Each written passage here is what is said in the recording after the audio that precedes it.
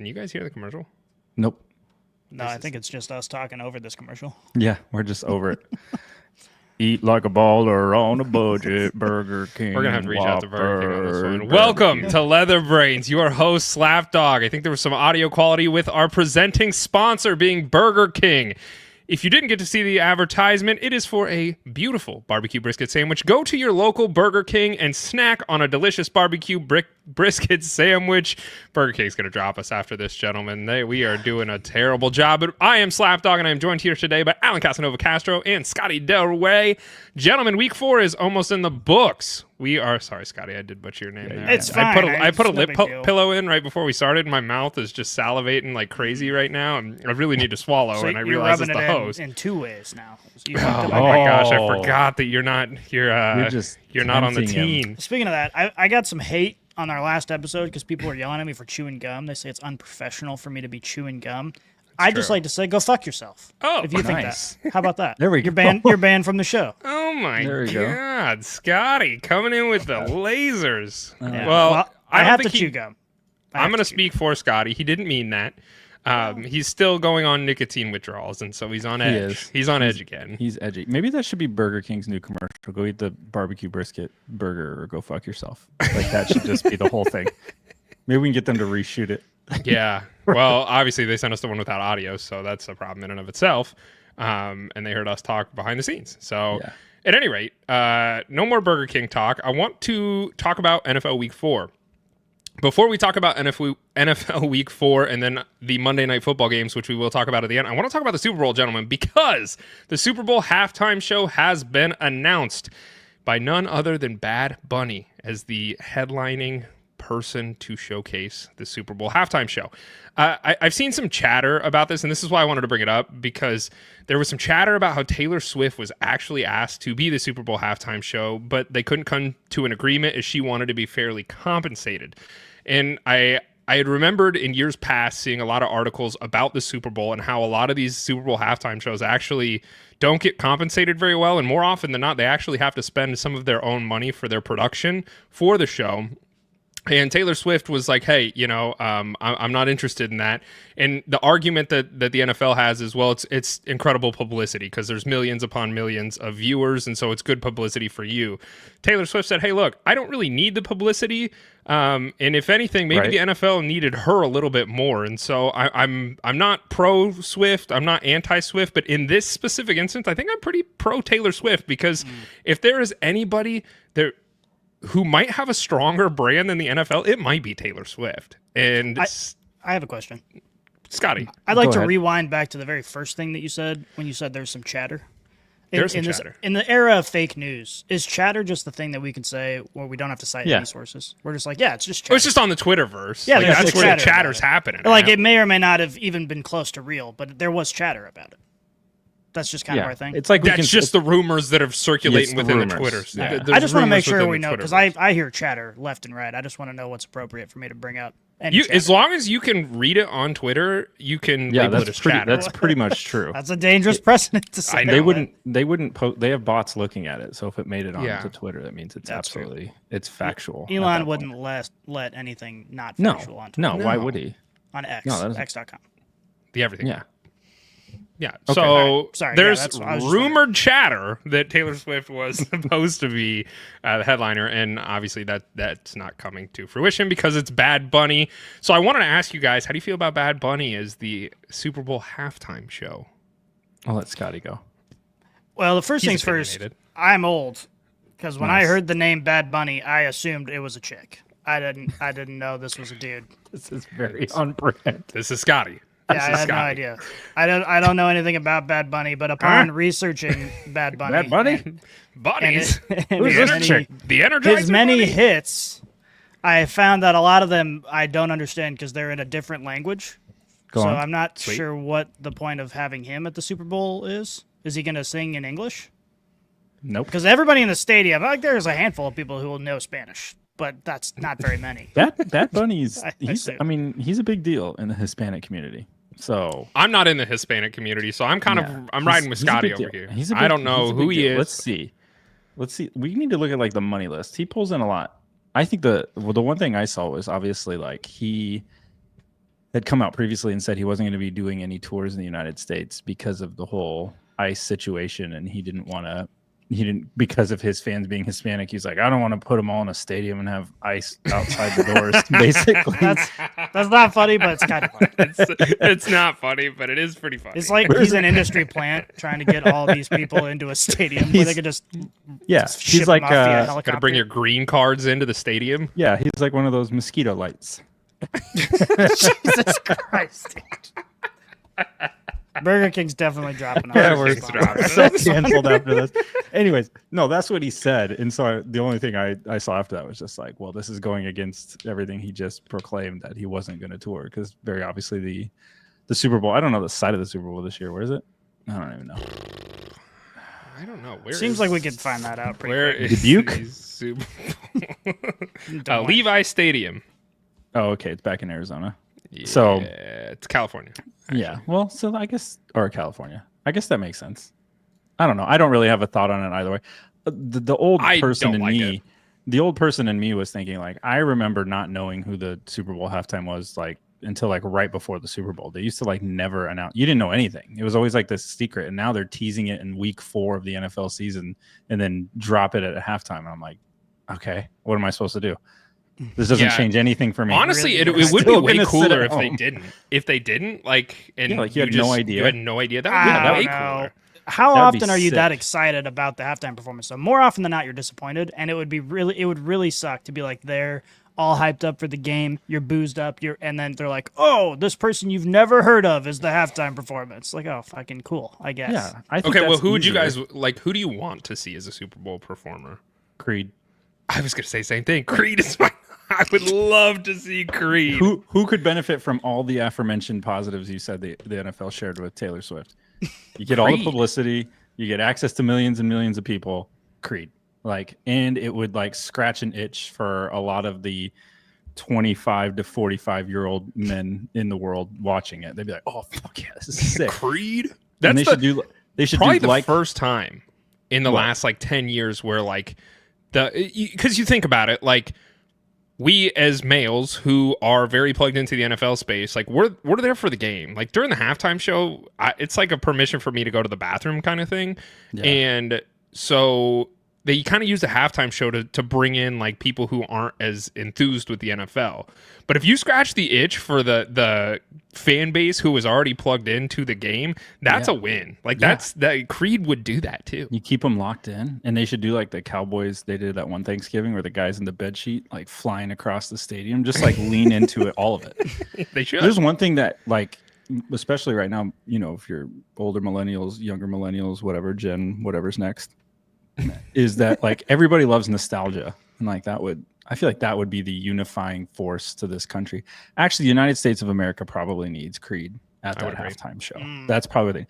But I do like Bad Bunny, so that's I don't know Bad Bunny at all. And I'm gonna go to the bathroom and probably not watch most of it because I'm not excited about it. Now, if it was Creed, very different story. Mm-hmm. I think that just the key to a good halftime show is just having someone who actually sings. Like it seems like so often, even the singers come out and it's more of like a circus act than like a concert. And if you just have someone who's got good vocals, or even like a Creed or a Nickelback or one of these just bands, and just have them play a concert, that would be better than 90% of what we've seen in recent years. Like just have like Chris Stapleton come out and just sing on a guitar for 30 minutes. No, like, that would be amazing. I would be down for that. I the last Super Bowl halftime performance that I loved was Katy Perry. With the sharks dancing on the stage. That was the last one where I was like, yeah, I can get behind that. Yeah, I don't know. I don't know.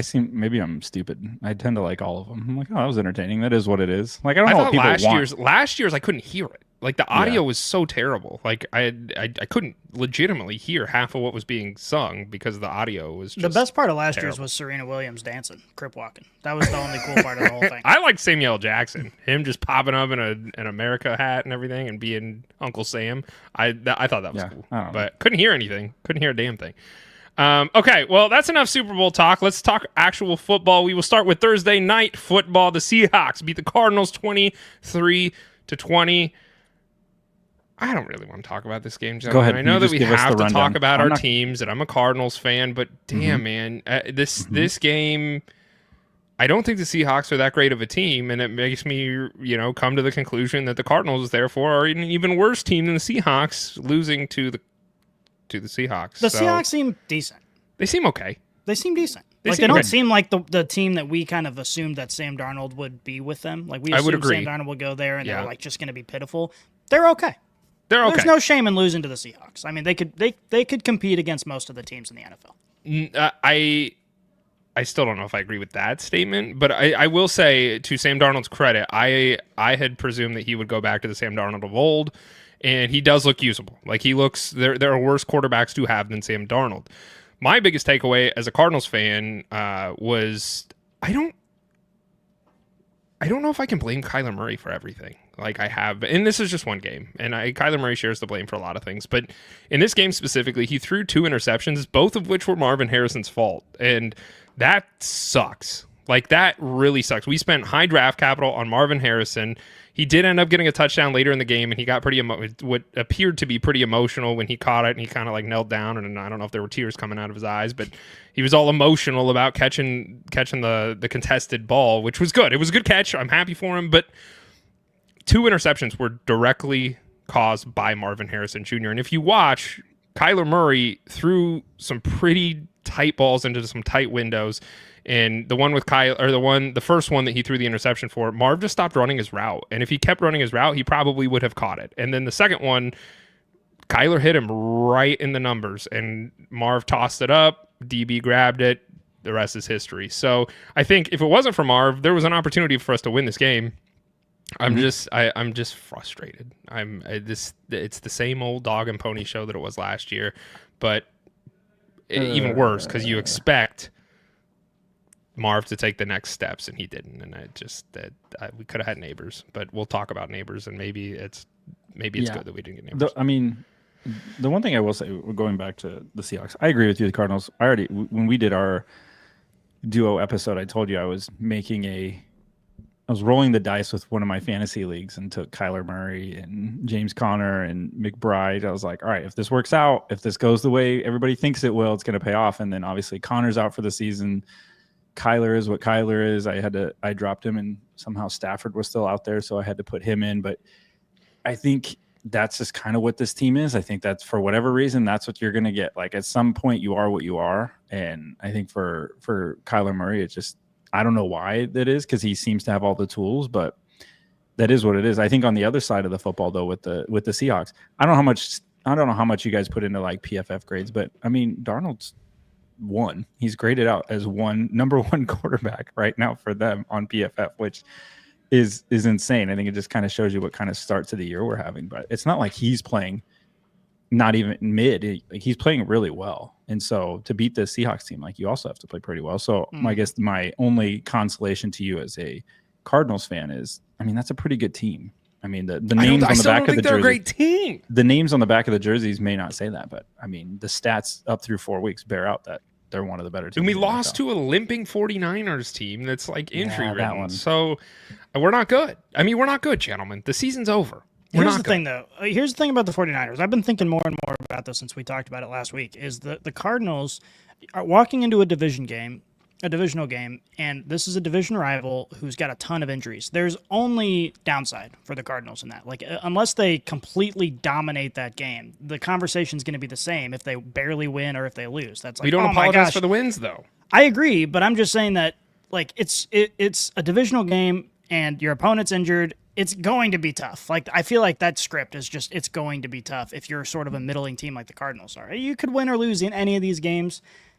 The biggest takeaway for me is still Marv, and it's you just feel like something's going on between the ears with that guy. Like, he almost needs to just get a couple confidence builders in. He's got to get a couple contested catches in the end zone, and then he'll start sort of returning to what we expect him to be. But right now, it just really feels like he's in his own head. It feels like he's A.J. Brown in it, and he's trying to find wisdom between the pages of a book on the sideline. Like, it feels like he's in that mode, and until he gets out of that slump, it's almost like Kyler Murray has to force him out of that slump. Get him some easy catches, let him break some tackles. I don't know, but there's got to be something that's going to happen here soon. I don't know. I'm just going to move on because it just makes me sad. I want to talk about the Steelers-Vikings, not for the game itself, but for some of the extra things that had happened in this game. So it was in Dublin. The Steelers won this game 24-21. But what I wanted to talk about here was actually Roger Goodell, because he was interviewed before the game and had stated that his intentions for the NFL in next season are to play roughly 16 games. So almost every single week next year, we will have a game overseas in a different country. I think it's a little much. Whether that happens or not, I think that's freaking insane to have that many games overseas. And I get it. The NFL's trying to grow as a brand and trying to get into new countries and try and get a new fan base. Alan, you're putting your fingers down. Are you disagreeing with me, or are you disagreeing with Roger Goodell? I'm disagreeing with Roger. I don't know your take, but I just disagree with that. I don't like it because it's dumb. I had to wake up early on Sunday morning, and I was glued to the couch the entirety of the day, versus typically I get to glued to the couch right at noon. So I can at least get my morning started. I can at least have some semblance of a Sunday before I become a piece of crap and sit on the couch. If I have to do this every single week, golly, man, that's just too much for me. That like like I said, the other thing too is when you think about these teams and the fact that they have to travel and they have to go to these other places. Like Roger was literally talking about how like safe and well taken care of the players were. The backup quarterback for the Steelers got robbed. He got robbed in Dublin, and it's like, what are you talking about, man? Like, well, there's that aspect of it too, where it's like you want to talk about player safety and stuff like that, like. Well, that gets way more complicated. The players go to Chicago all the time. I don't know. Where are you more likely to get bugged and robbed? I will say, put this one in the win column for concealed carry weapons, because that shit's not happening in the United States, because you don't know. You have no idea. The pickpocketing, they do that overseas. You try to pull that shit here, you will get turned on. Yeah. We would not put up with that shit. I don't the Vikings they played in Dublin. Now they play in London next week. Is that what it is? The Vikings are back to back in Europe. They are back to back. I think that's what that is. That would be brutal. I think it's just stupid. Our forefathers did not fight wars and dump tea into the Boston Harbor to then take our best sport overseas for nothing. Like, what are we doing? If I'm a fan of those teams, I'm like, the fuck is this? Why? If I'm the, whatever home games were lost for either team, like that's opportunity for your local fan base to not attend. Like I get growing it, and I get they get to see it. Bring your happy asses over here. Get a fucking plane ticket. Go to Pittsburgh. Go watch the game if you really want to see it. Like I think one game every so often, sure. Like if a team has to go once every 5 years, but like 16 games in a season are going to be overseas. That is insane. Like we did not fight for the colonies to be free for this shit to happen on our watch, and I think it's insane. Yeah, I actually don't mind the schedule, like as a fan, being able to turn on football at 9 a.m. or whatever, or 8 a.m. depending on where you are. I don't mind that at all. I do have a problem with it when it's my team, because it's the same thing with the Brazil game this year with the Chiefs. Like I just felt like going into the game, win or lose, you can't take anything away. Like your whole routine is different for these guys. They're going to a new place. They're in a new stadium. The amenities are probably weird. Like it's just throwing everything into the trash compactor, and you're just like hoping that it comes out as a victory.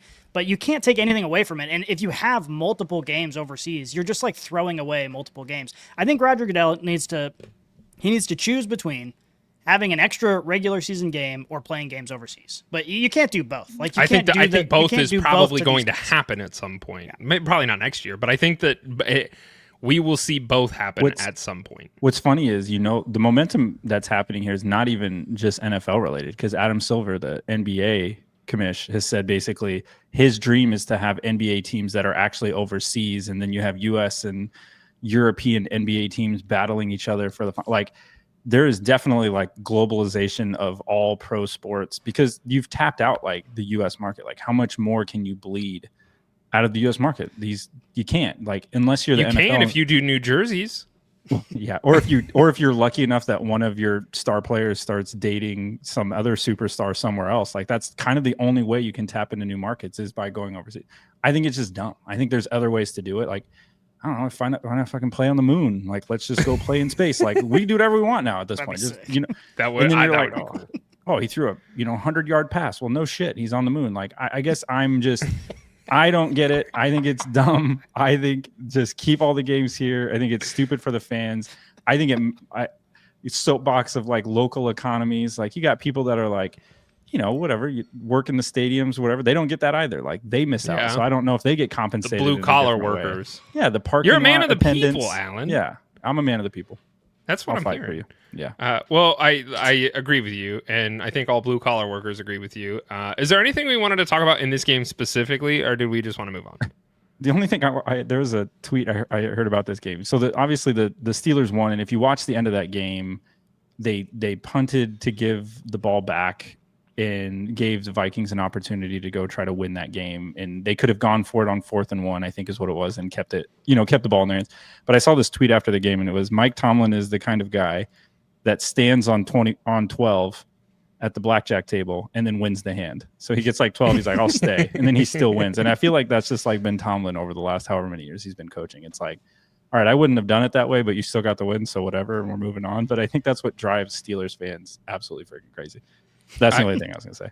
I mean, I think that's fair. MK says, can I hear some Atlanta Falcons positivity? We will get to that, my friend. Yeah, you will. Not from me, but somebody here might say true. something. You better say something really nice for MK about the Falcons, because I don't know if you were on a witch hunt last week.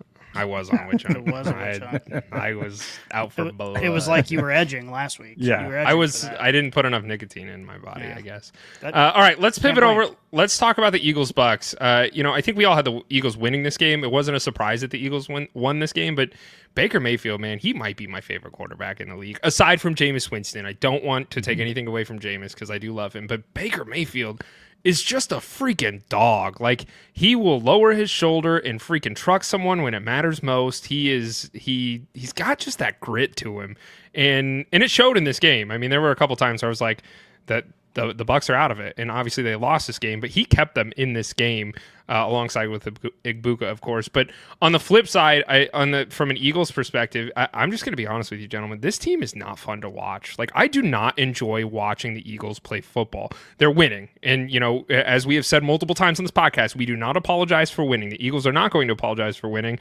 But man, it is so freaking boring. Like, it feels like I'm not watching any excitement. There's nothing concrete that gets me excited about this team.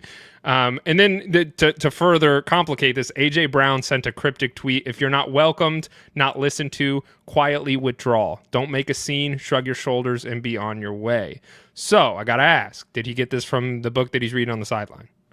The good book? He's reading the good book on the sidelines? This is a Bible. This is a biblical verse. Is he reading the Bible then? Or is he still reading his... Well... This came from Jesus' mouth. Came from Jesus. Jesus has been talking to A.J. Brown. That's what we have right to his ears on the sideline. From God's mouth to A.J. Brown's ears. This is like angels in the outfield, but football.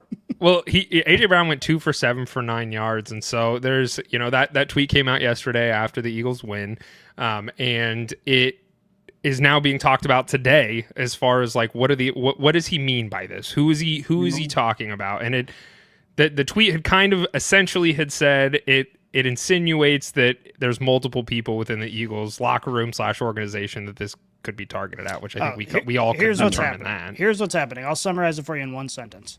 The tush push is taken over this organization like the plague, and they have just decided to personify the tush push. And they're like, I don't care how it looks.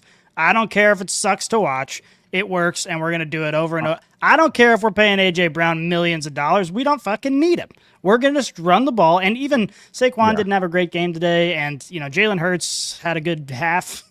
But it's just like, it just doesn't look good, but they're getting the job done, and they don't care. A.J. Brown cares. The rest of them don't care. See, this is what's funny is it's like holding up a mirror to the Chiefs last year, this Eagles team this year. It's like beginning of last year, everybody was saying the same thing about the Chiefs football team was, it's not pretty.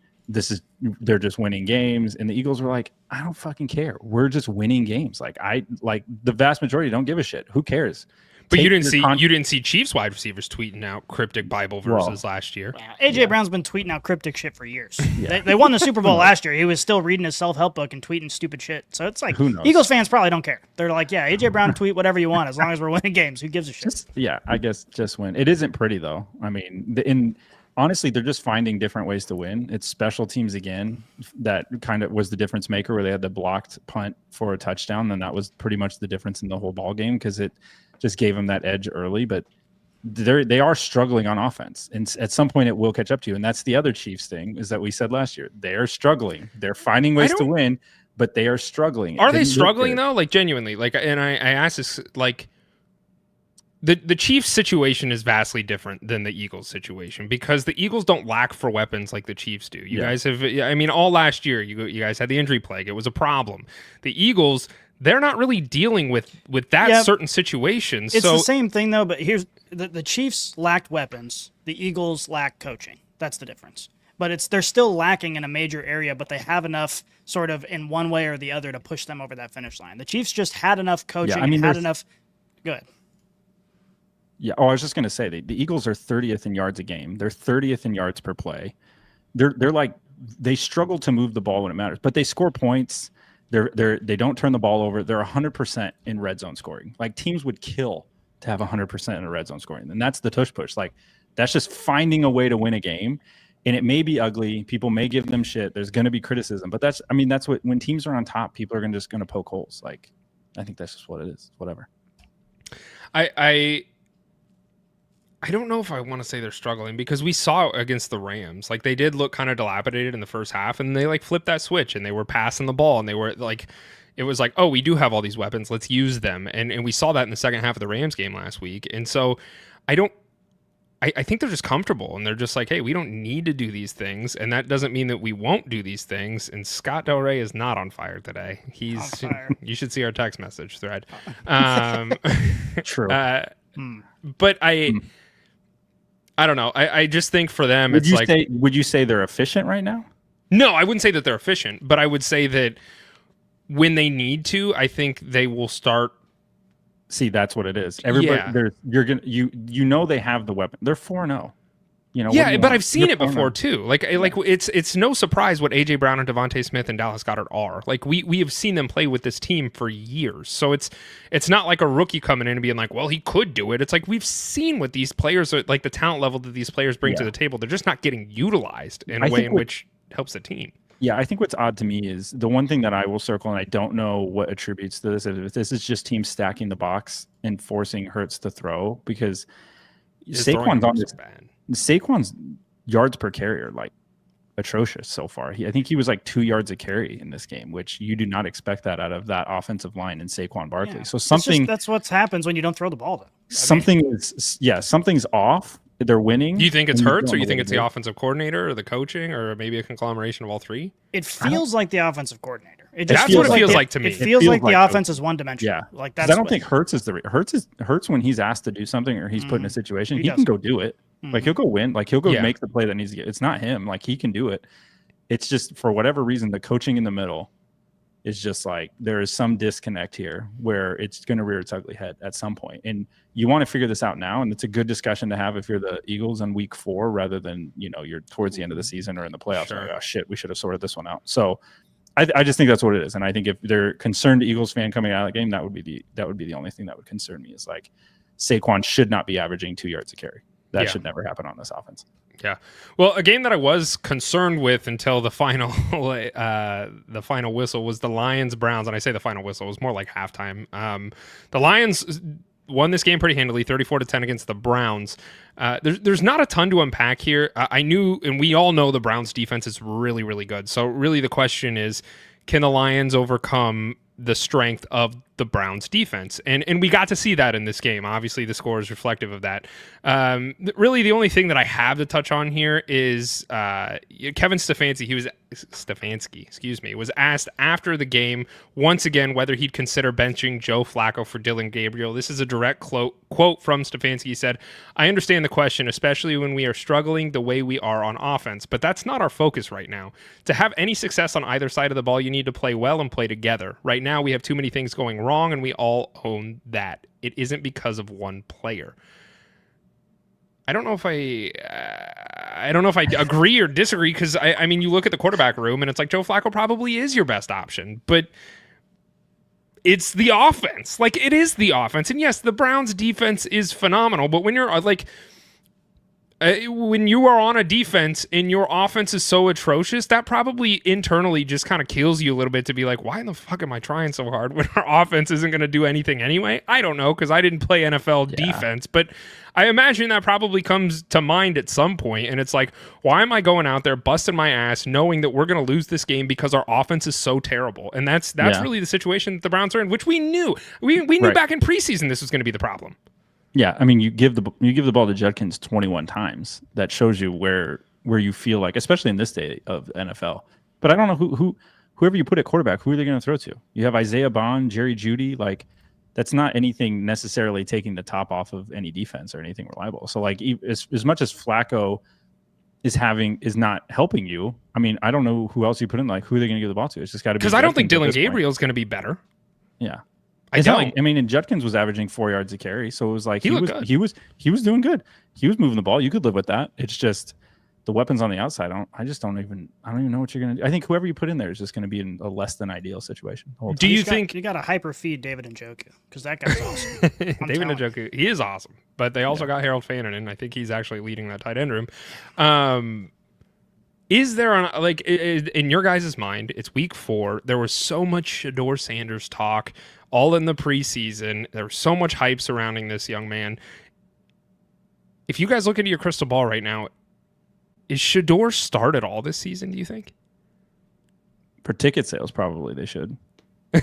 Well, and that just may being be honest, because people are going to start tuning out, and I don't want to go watch that shit. But you put Shedeur in, they're like, oh, okay, well at least that's interesting.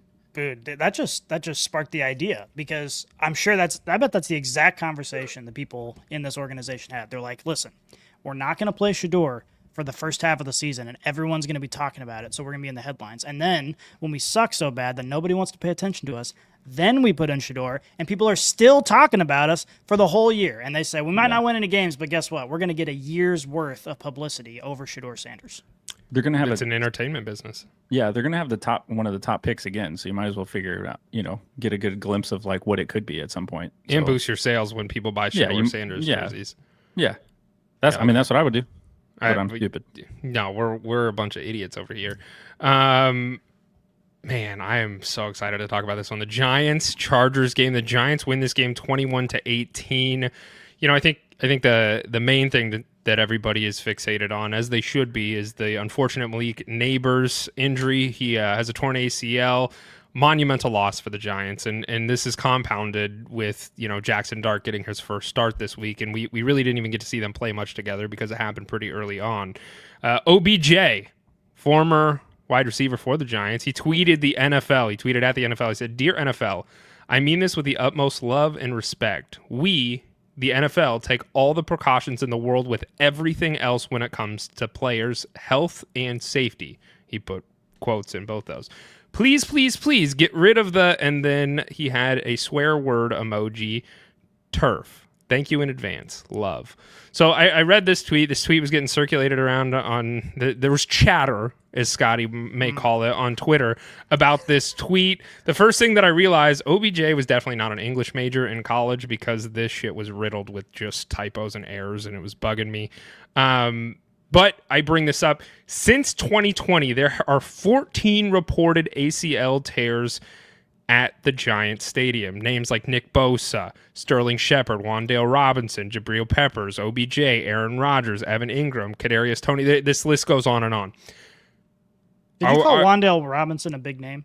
I just want to make sure that I said some big names. Okay, and then gotcha. there were some big names in there, and there was Wan'Dale Robinson, Nebraska alum. Shout out Nebraska. He's a big name. Shout out Nebraska. Go Spurs. I guess the turf has been talked about quite a lot. Is this going to be the nail in the coffin here? Or is it just going to be like, well, sorry, shit happens? Well, turf is in general being talked about across the sport. I think even in college, you're seeing teams that were traditionally like, no, that's not cost effective, being like, we should probably switch to grass because it's better on our knees.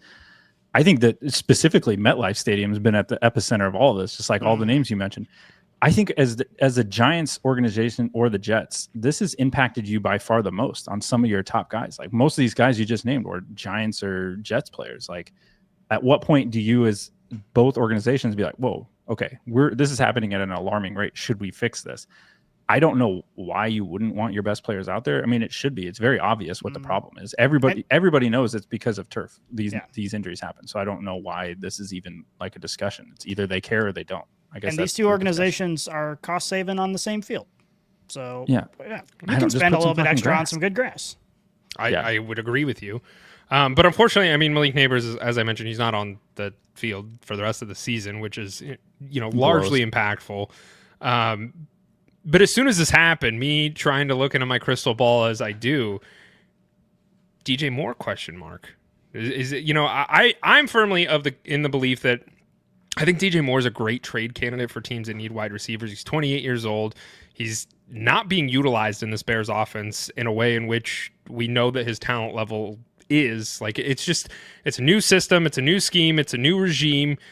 Is DJ Moore, first, in your mind, a prime trade candidate for teams that need wide receiver? And compounding off that, could we see him end up with the Giants?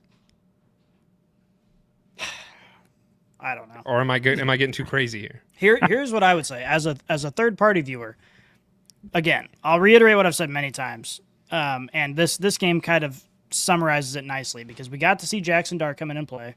The only way Giants fans are going to be happy is if they end the season feeling like they have their quarterback. Okay, I don't think they need to go make trades for big names at any position really right now. I think what they need to do is focus in on developing their new quarterback, moving in the right direction, and then maybe maintaining some draft capital, getting some picks. And if you're going to go spend a bunch of money on getting a high-end wide receiver because your wide receiver one tore his ACL, that indicates to me that you're like, yeah, we're going to go compete. We're going to be a playoff team. We're going to be a Super Bowl team. We need to make some moves.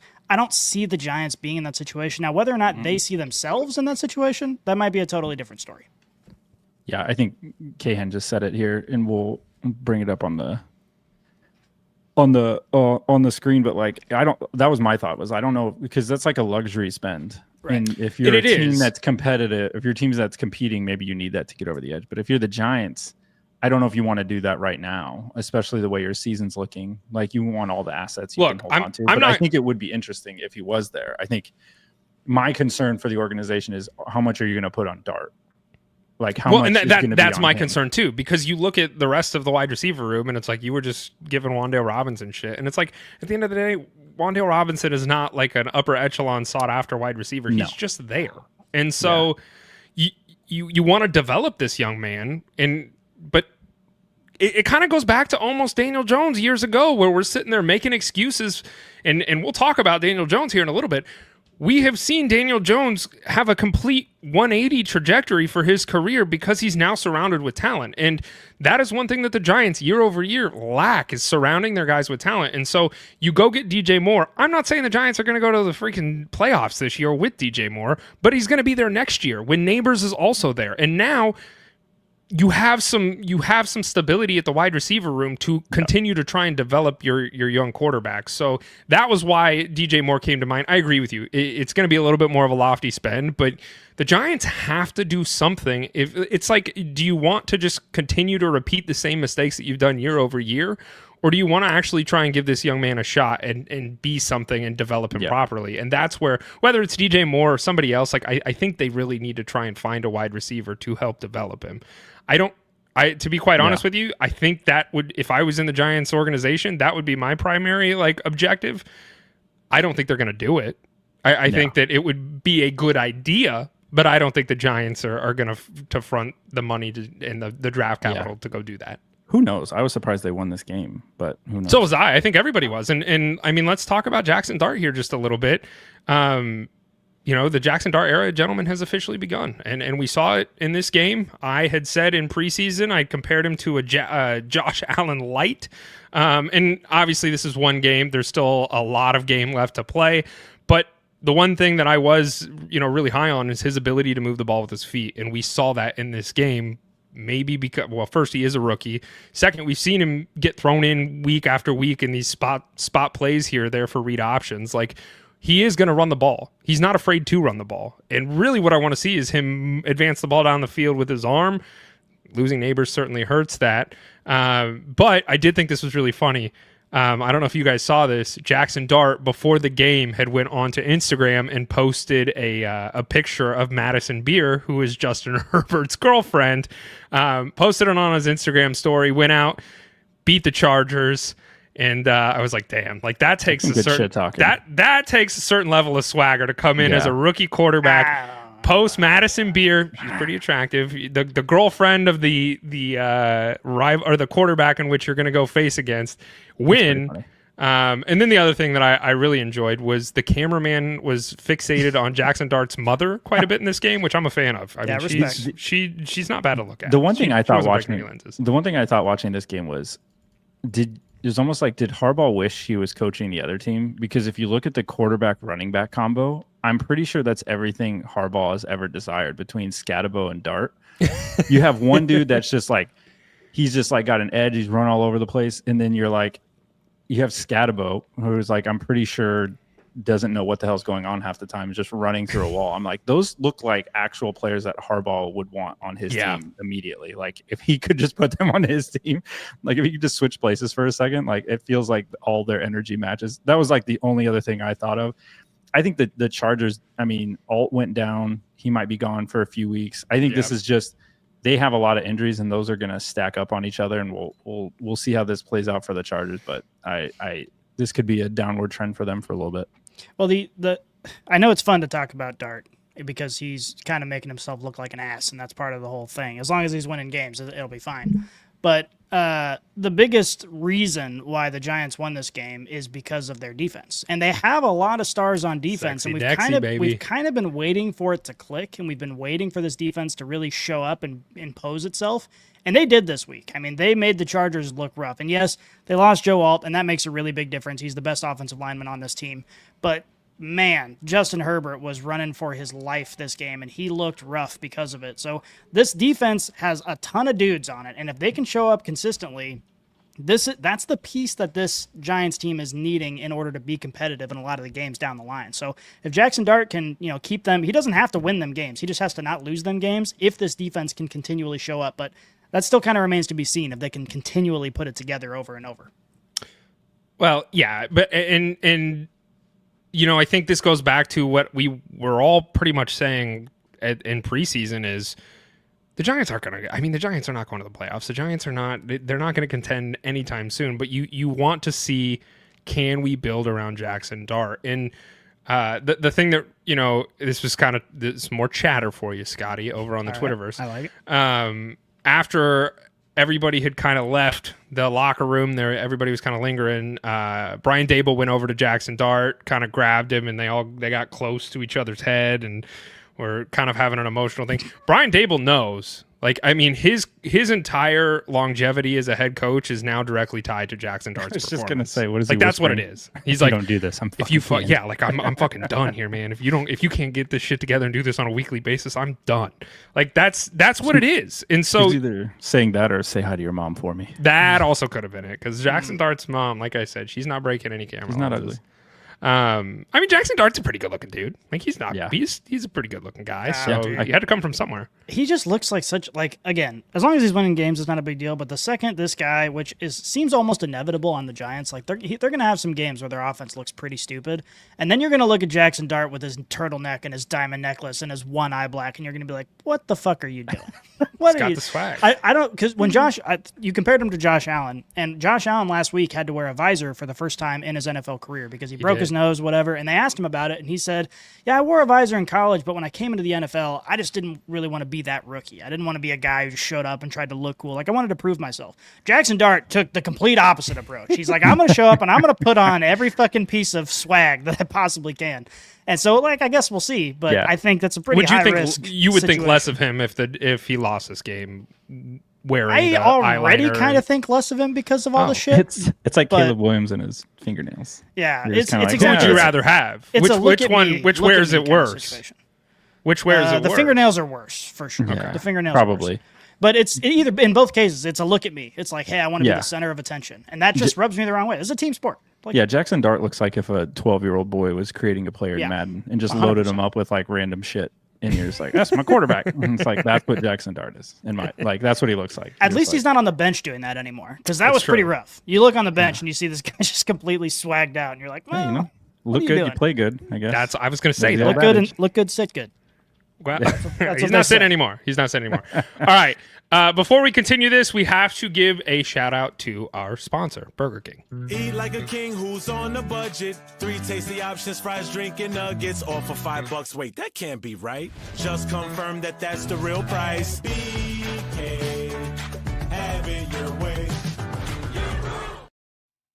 Go get yourself a barbecue brisket sandwich, or Whopper, excuse me, from Burger King. Go to your nearest Burger King and get yourself a barbecue brisket sandwich. They're absolutely delicious. I had one last night for dinner, and I am so glad that I did. I promise you, you will not regret it. Go to Burger King and get yourself a barbecue brisket Whopper at all participating Burger Kings. All right, gentlemen, I will turn the microphone over to you. The Chiefs won this game 37-20 against the Raiders. I will not play host, so whoever wants to take the microphone and run with it, you have the floor. Yeah, well, it was the Ravens, although we play the Raiders. Did I say Raiders? Yeah, you said Raiders. I saw R. I didn't even notice that. I didn't either. It's okay. It's okay. I will just give one. I will preface this conversation before we get into it. Before this game was even snapped, the Chiefs were home underdogs. All of the morning shows picked the Ravens to win. It was definitely slanted. I thought the Ravens were going to win. I thought the Ravens were the better team. I was like, there's no way the Chiefs can beat this Ravens team. I thought they would struggle to score as weak as the Ravens defense has been. I thought the Chiefs offense was struggling. My initial take, and I'll hand it over to you, Scotty, was I think I severely underestimated how important Xavier Worthy was to this offense until I saw it in motion. I'm like, that is what they have not had, is somebody that can turn the corner or take the top off. And I think it showed a part of this team that I was like, oh, okay, now what happens when Rashee Rice comes? Like, are we just going to keep stacking this? Like, how does this look moving forward? That was my initial thought of watching this team. Scotty, I'll hand it to you for any quick analysis. Yeah, no, I totally agree. As much as of a Chiefs homer that I am, I do think that the main storyline of this game is the Ravens defense started out bad and the injuries have just made it tough. Just so tough. And this is a Ravens defense that is they're in a similar situation to what the Lions were in at the end of last season, except for their roster is way worse. And they're still picking up guys off the street to fill the roster on defense. It's going to be really tough for the Ravens. And Lamar Jackson is going to have to put on a Superman cape if they're going to make any sort of deep run. As far as the Chiefs go, the number one thing that I took away from this game is the defense continues to look good. The defense after week 1 was fucking abysmal, and I was terrified, and I was crying myself to sleep. And then since then, they've been great. They've reverted right back to where they were last year and become one of the best defenses in the NFL. And we saw that against Lamar Jackson and Derrick Henry and all these weapons that the Ravens have. So that's really good. But to echo what Alan said, yes, Xavier Worthy makes a big difference. I was under the impression that Rashee Rice is going to be the biggest difference maker as far as a weapon when he returns. That still might be the case, but there is something to be said about just having Xavier Worthy on the field and immediately making the opposing defensive coordinator think. Like, just think that we've got somebody with that much speed that can just take the top off, and now all of a sudden you have bigger holes for Hunt and Pacheco. Now all of a sudden everything just works a little bit better. We saw that sort of come to fruition. Again, we're going to have to see this compound over time because this Ravens defense is in a really, really, really bad spot. So we're going to have to see the Chiefs offense look like this against a defense that's a little bit more put together before we can start, throwing parades. But it's definitely encouraging. And I actually said going into this game, I was really sad that the Chiefs haven't had a blowout win yet. So we didn't get a chance to see Mr. Gardner Minshew on the field. And then we did. And then we did for a little bit. We saw Gardner Minshew in that Chiefs gear, and goddamn, it was hot. I loved it. My favorite part about the game. I try to not say much about these games, the Chiefs games in particular. But I think that the Chiefs win in this week saying this is our Super Bowl, because if you lose this game, I think that the likelihood of you going to the playoffs diminishes substantially. And that's not to say it wouldn't happen, but the likelihood for both teams. No. And so they needed it. This was a must win for both teams. And I think that, you guys were talking about Xavier Worthy. I couldn't agree with you more. I was saying this 2 weeks ago. I was like, you guys are so freaking bad because your offense doesn't have any weapons. Tyquan Thornton should not be your wide receiver 1. Like, that's just the truth. I'm not saying he's terrible, but he's not Xavier Worthy. And I think when Rashee Rice comes back, I think it's going to further exemplify the points that you're making there. Xavier Worthy's not even a wide receiver 1. No, he's not. But that just goes to show how dilapidated this offense is because of the lack of weapons that were on the field. And now that you have Xavier Worthy, I think with the addition of Rashee Rice, I think I'm anticipating that this Chiefs offense almost looks like a complete 180 from where it was at the start of the season, because now, welcome back, you have weapons on the field, and defensive coordinators don't have to load the box and try and stop Pacheco and Hunt, and it does get a little bit more complicated in that fashion. So that was my takeaway as well, alongside with the fact that I've said this before, I will not stop saying it until he's out of the league. Lamar Jackson's he's never going to win a Super Bowl. When it comes time for him to be Superman, he doesn't have it, and it happened in this game as well. So and he got hurt, which, we'll see what happens there. A lot of people were speculating that he wasn't even hurt and they pulled him because they were going to lose the game. Harbaugh has come out today and said that he is actually hurt, and we'll see how he's feeling. We'll see. I mean, they were getting their ass kicked before he got hurt. They were. So if you didn't watch the game, you'd be like, oh, he got hurt, and that's why they only scored 13 points before he went out. No, I mean, they were getting dominated, and it could be because of his hamstring, which I will give him that. If he wasn't 100%, I could see where a lot of his usability went out the window. A couple things. One, Juwan Taylor had 0 penalties, and he recently got. That's got to be like a career first for him. So I don't know if him getting engaged means you get no penalties. So the rest of the NFL, if you're looking for no penalties, try getting engaged. That could be something. I don't know. Or teams could play around with that. Or trade for Juwan Taylor.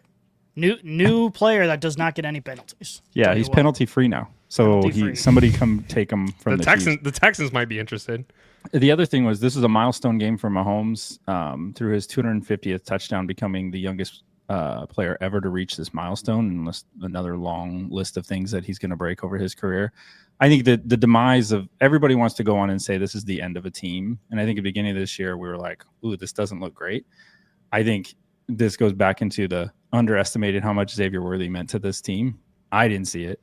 But the other note that I pulled out when we were prepping for this was that the Chiefs offense, obviously maligned to start the season.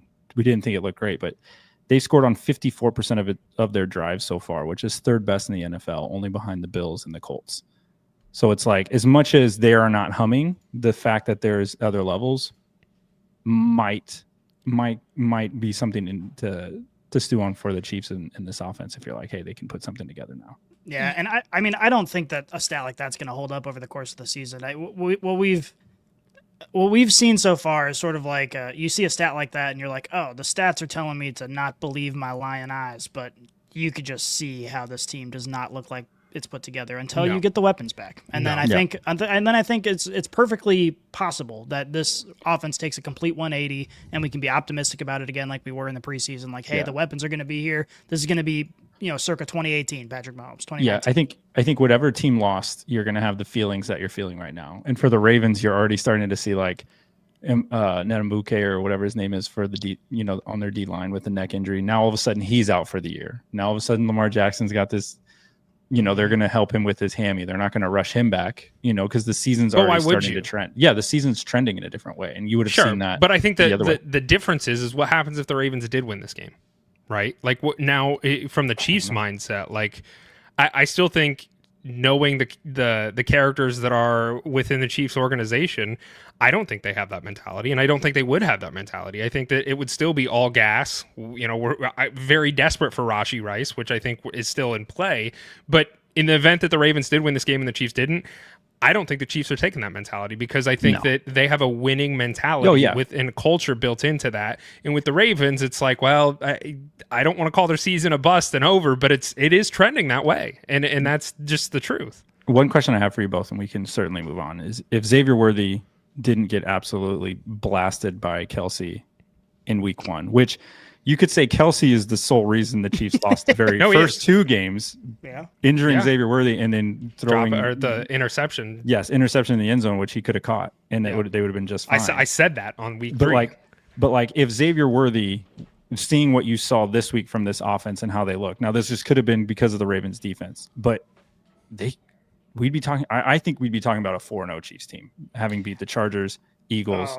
The Chargers Ravens. are the only ones I don't know about because how bad the defense looked. I think the Chargers very well could have beat the Chiefs in that game, even if the offense was cooking a little bit more, because I think if Justin Herbert was pressed a little bit more to throw the ball with how he was able to do it, he could have put up a lot of points. Possibly. I mean, that game was still in doubt towards the end. I think Kelce should have retired, and you guys should not have let him back in the facility because of what you just mentioned. There's no conceivable reason why Travis Kelce is still playing football. Like, he doesn't look good. He's slow. The only thing that keeps him in this game is the fact that he's tied to Patrick Mahomes, and he does have good ball knowledge, but physically, it's not there anymore. It's just not. The counterpoint to that is he leads the Chiefs in yards after catch. Because they have look at who they've had. Like, but that's why he didn't retire. So that's your counterpoint. So if they didn't have him, then who Xavier Worthy, because he wouldn't have knocked him out for 3 fucking weeks. That's probably true. But you generally don't tell a first ballot Hall of Famer what to do. They generally dictate how they go out. That's typically how the NFL if you're works. The Chiefs organization, you don't think that letting Kelce back is going to cost you 2 games. You don't think he's going to murder somebody. He did it last week. He did it last year too. He did it last year. He hurt Rashee Rice. Like, the dude. That was Mahomes. That wasn't Kelce. Mahomes I don't know. Threw a pick and then blew out his knee. That was the craziest 10 seconds of football I've ever seen in my life. The Chiefs' biggest concern is themselves because they just hurt themselves. Spin zone. I think they're just trying to make it easier on everybody else. They're like, if we just injure ourselves, now everybody else has a chance. No comment. Everybody knows Taylor Swift knows how to spin a narrative, and she's in everyone's ear going, all right, we need to bust up our own knees a little bit. Yeah, she was in Travis Kelce's. She was whispering in his ear, being like, he's trying to take your spot. He's like, what? And she's like, get him out of here. Yeah, that's right. I verbatim what Taylor Swift did. There's no conceivable reason why not. All right, let's go Jaguars 49ers. Trevor Lawrence won this game 26-21, but really Trevor Lawrence didn't even win this game. It was Travis Etienne. I'm not really reading too much into this game. The 49ers, I mean, they started the season injury-ridden. We are in week 4, and they are completely desolate at every position at this point. And you know, they're still 3-1, and they're not going to apologize for wins. We're not going to apologize for the wins. They are most likely going to limp their way into the playoffs and find ways to get it done. I think if they won this game, that would even be even more concrete for me in that way. But I still firmly believe, and I'm going to back this up, Trevor Lawrence is not a good quarterback, gentlemen. And I understand that they won this game, but I think it was despite the fact that Trevor Lawrence was on the field, not because he was on the field. He went 21 for 31, 174 yards, and 1 touchdown. Brock Purdy, from a numerical standpoint, had one more completion than he did and threw for 309 yards and 2 touchdowns. Granted, Purdy did have 2 interceptions. But I'm still of the belief Trevor Lawrence is just a bad quarterback. But, you know, I bring this up. I'm not going to get off my the conductor of the train that Trevor Lawrence is bad, but I have to ask you guys: does it go even further here? I mean, this is a team that people had a lot of expectations about the offensive output that was going to happen with the Jaguars, with Liam Cohen coming over. They drafted Travis Hunter. Brian Thomas Jr. had a breakout without Trevor Lawrence last season. This was the stat line for the 2 wide receivers. Brian Thomas Jr. went 5 for 7 for 49 yards. Travis Hunter went 3 for 5 for 42 yards. So is it the scheming under a new offense? Is it Trevor Lawrence? Is it the wide receivers? Is it all of it? What is going on here with this Jaguars organization? I think there's 2 ways to look at this. You know, we just talked about the Eagles, and we're like, well, they got the players, they're just not producing, or they're not quite there, but they'll figure it out. And they're also not producing. But the flip side is they're not going to figure it out. You're like, this is probably it for them. I mean, they are 3-1. It is early in the season. They do get Kansas City Monday night in Jacksonville. That's a loss. I think that'll show. I think that'll even show even more. We'll see how that. But maybe they show out and they do something. Who knows? Like, I think. But we said this multiple years with quarterbacks. You kind of know, like if you had a gun to your head with a lot of these quarterbacks, I said, you know, gun to your head, Trevor Lawrence, is he a Super Bowl winning quarterback? No, but there's not very many of those in the NFL anyways. So I think at this point, it's just kind of like you hold on tight for whatever you can get out of these guys and try to stitch something together. But I'm with you. I will be a passenger on this train that you are conducting, but let's go. Yeah, I think I mean, out on Trevor Lawrence. I think Purdy's okay. I think there's a lot of okay quarterbacks in this league, but I don't think Trevor Lawrence is going to win you anything meaningful over time. I don't think he's good. Matthew Cahan does. He says they're 3-1, a lot better coach than before, which honestly is not saying much when at one point in time your head coach was kicking your kicker. Cohen is great. T-Law underperforming, but the team is playing well. That is a concern. When your quarterback, when we have to sit here and make excuses and say the quarterback is the reason that you're not playing well, that's a problem. And, I got to thinking about this. Let me ask you guys this. Would you rather have, under contract, would you rather have Tua or Trevor Lawrence? And we're going to say Tua doesn't have any of the brain scrambles as part of the concern. What quarterback would you rather have?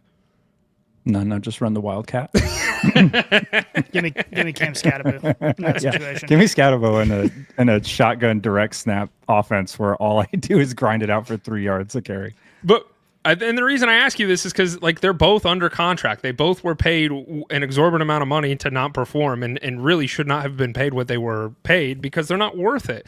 And the unfortunate thing is now they're tied to Trevor Lawrence. And admittedly, if I was a Jaguars fan, I would have just rather re-rolled because he hasn't done it. And I get it. And we've said this before.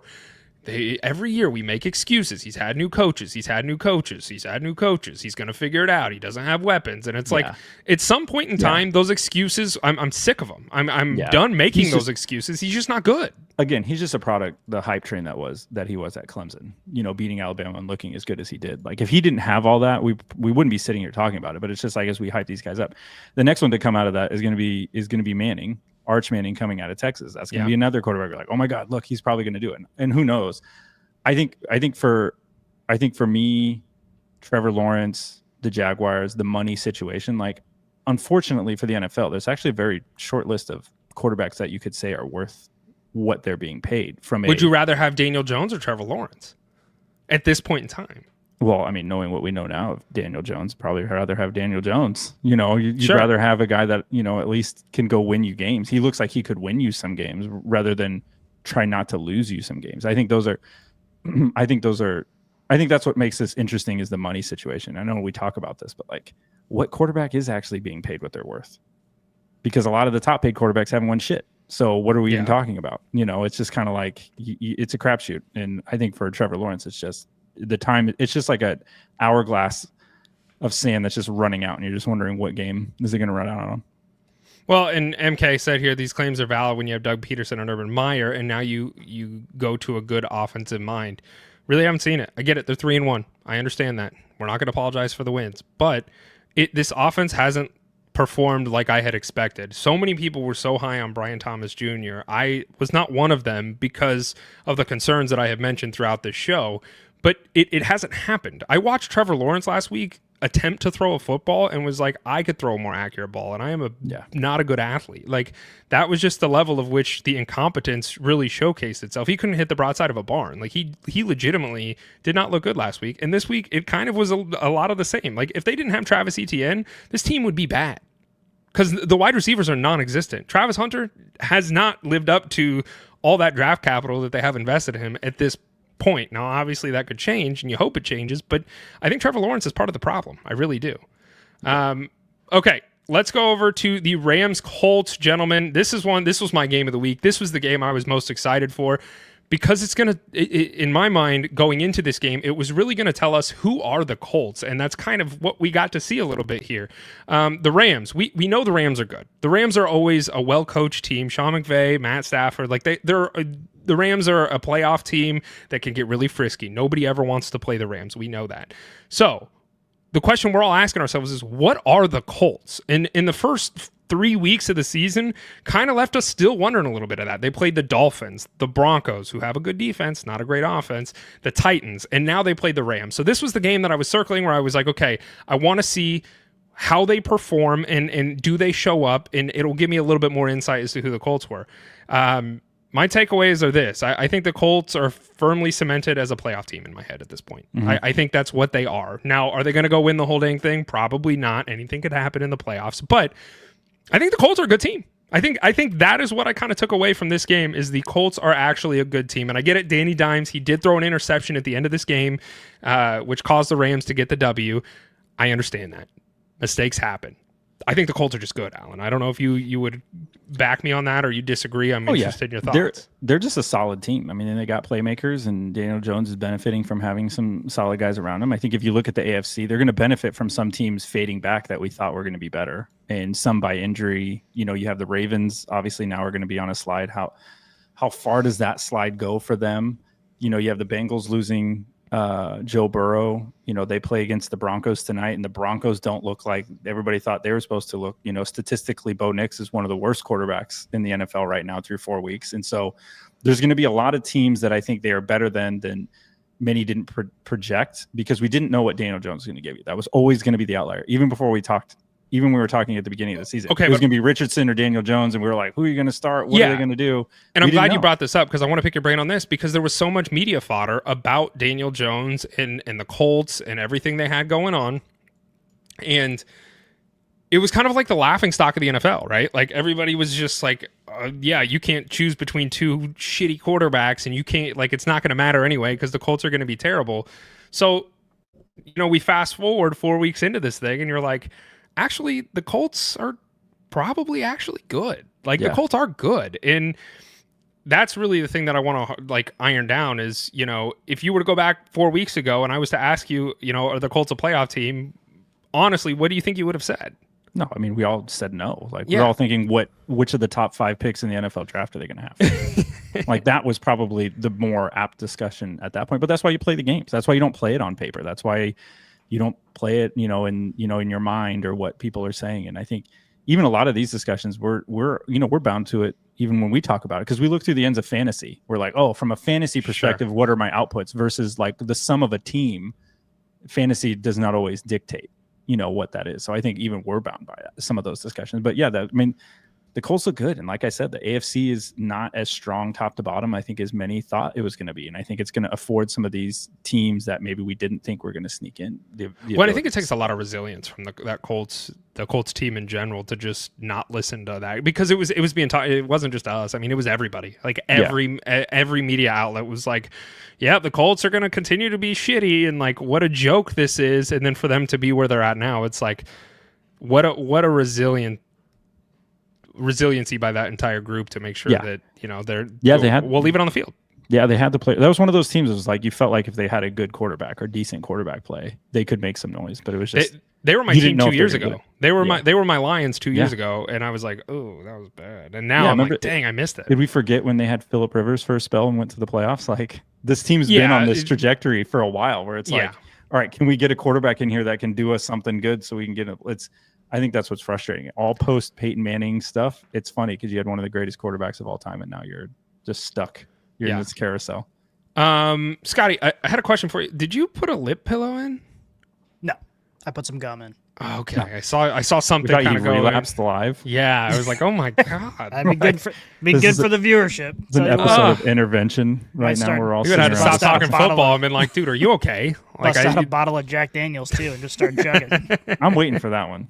I'm tired. Yeah, me too. I'm tired of golfing with you. Guys are such great influences. I appreciate you. Thank you for that. Some people have interventions. Other people are just surrounded by those who are like, fucking drink. Yeah, do it. Yeah. Somebody's got to push you over the ledge. It might as well be your good pals over here. Yeah, you might as well. Did you see out of this game, though, it would be remiss if we didn't discuss the Adonai Mitchell. You would be correct. Let's bring fumble that up. Yes. Out of the end zone, which was like one part an amazing reception and spin to the end zone, and then an absolute boneheaded play, which I'm still enamored and don't quite understand why people want to drop the ball immediately. Just hold it. Just run it to the back of the end zone and throw it off the goalpost. I don't give a shit. Just run it across the line. I'm so confused. Like, this is the most basic fundamental play. Who did it? Didn't somebody do it last year or 2 years ago? And I'm like, I feel like every year this happens. Everybody's literally like, they have a little clicker or a little timer, and they're like, how long did they hold the ball after they go over the end zone? And it's like, are you trying to break a record here? It's like, oh my god, he held it 2 seconds after he ran in the end zone. Like, what? Who cares? I don't know. You screwed your team over. You probably would have won that game. My uncle texted me yesterday after it happened. He said, I bet you that never happens twice to a player. And I'm like, you know what? You're probably right. But why they don't learn from each other blows my mind. Why does it happen? Here's what the organization should do. They should say, okay, You get a $1,000 bonus every time you score a touchdown and make it all the way through the end zone with the ball still in your hands. Like if you make it on the other side of the end zone and the ball's still in your hands, why do we have to financially? Here's $1,000. That's so stupid. That's where we're it's at. your job is to get touchdowns. That's where we're at. I think you could say Mitchell single-handedly cost them, because then he was also called for holding on on Jonathan Taylor's like 60-yard touchdown. Yep. So like that's 14 points he single-handedly took off the board for his own team. Like, I know they lost this game, but that is like, I think the you need to take him out to pasture. The two sides of this is, one, if you Slaps wants to kill people. One side is, you're thinking, damn, that is the dumbest thing ever. Why could he have just like thought that through or something? The other side is like, those are easily correctable. You know what I mean? Look, like, the holding one, I give him a little bit more grace, not a ton, but a little bit more grace, just because I'm of the belief if the refs really wanted to, they could probably call holding on every single play. I'm not trying to say he shouldn't have. I'm not trying to say he didn't. That one, I could give just a little bit more grace on. The touchdown one, you deserve in your Monday morning meetings to go up in front of the room, get your pants pulled down, and have Shane Steichen beat the shit out of you with a belt, because there is no room for that. Like, there isn't. Like, I would be so infuriated from my teammate. If I was Shane Steichen, I'd be like, we could have won this game. You single-handedly screwed us this game. And to be fair, Mitchell actually, in the meeting today, he did go up in front of everybody and he owned it. And it's like, well, no shit, man. Like, no shit. This was entirely your fault. Like, we probably would have won this game if you weren't on the field. Like, that's just the truth. So the cherry on top would have been if the ball went through the end zone, he stood up and then like patted to himself like, oh, my bad.